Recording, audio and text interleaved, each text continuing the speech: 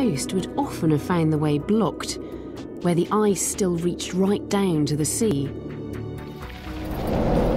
So if our ancestors did come this way, then at least part of their journey must have been made by boat.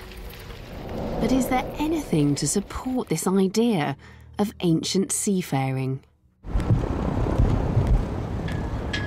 1,500 kilometres away, on the coast of California, something remarkably rare has turned up. An ancient treasure, which for thousands of years has managed to escape the clutches of the sea.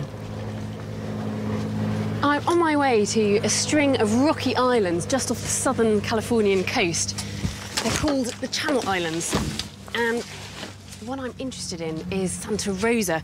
Now, there's no daily ferry and visitor numbers are strictly controlled, so instead it's a short hop by air taxi.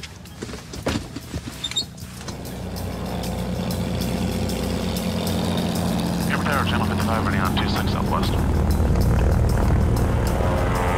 Somewhere wrong.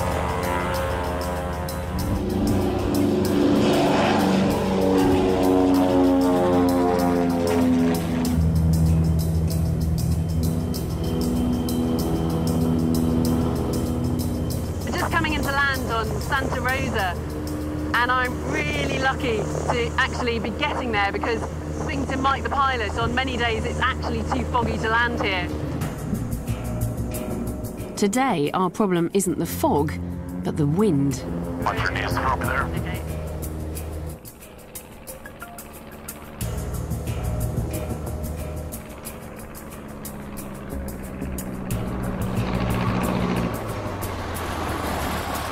Beautifully done. Thank you. That's one taxi driver who deserves a big tip.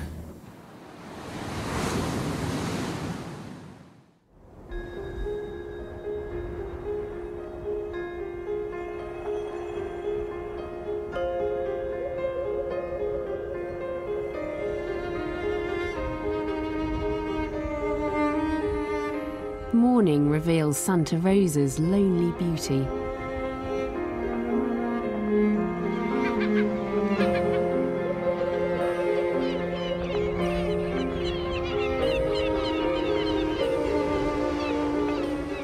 Thanks to their isolation, these islands are home to some 150 plant and animal species found nowhere else on the planet. And thousands of years ago, the wildlife was even more exotic, with weird and wonderful creatures like the giant mouse and pygmy mammoth. The evidence of Santa Rosa's unique past is everywhere. Just look at that, if I'm not mistaken.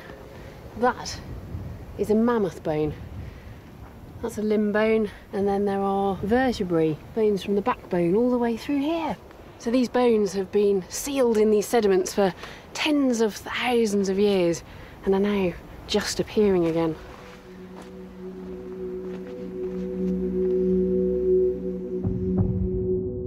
In 1959, a local archaeologist came across what looked like more ancient animal bones.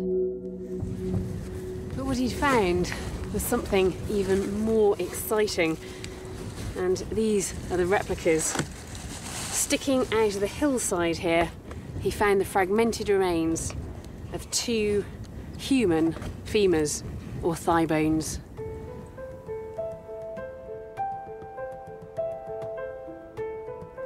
Radiocarbon dating revealed that the bones belonged to a person who lived here almost 13,000 years ago. And the discovery of these bones is really surprising, because back then, this island would still have been 10 kilometres away from the mainland. And that means the only way to have got here would have been by boat. So it doesn't seem so far-fetched to imagine that the very first people to reach America might also have had small boats, allowing them to travel from one headland to the next in the hope that around the corner the ice would have melted enough to allow them to feel dry land again.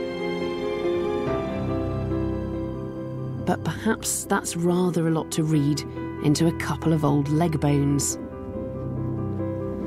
It's frustrating that the archaeological evidence for such a coastal route is so scarce, but there is something else that I'm hoping will help to settle this controversy about how the Americas were colonised once and for all.